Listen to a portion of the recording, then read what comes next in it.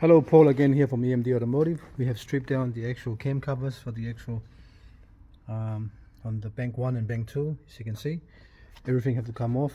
Air filters got to come off and all the housing. Same on this side here, we stripped that down as well. So we're gonna do bank 1 first, which is this side here. So let's have a look at the old gaskets.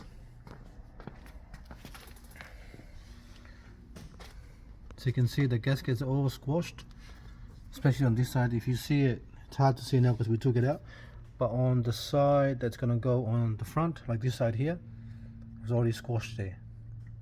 That part there was squashed on this gasket here, so you can see here. So that's what was leaking, so we have to do this first and get that done. We're doing both sides, so we're going to do that one first, and then after that we'll do this side here.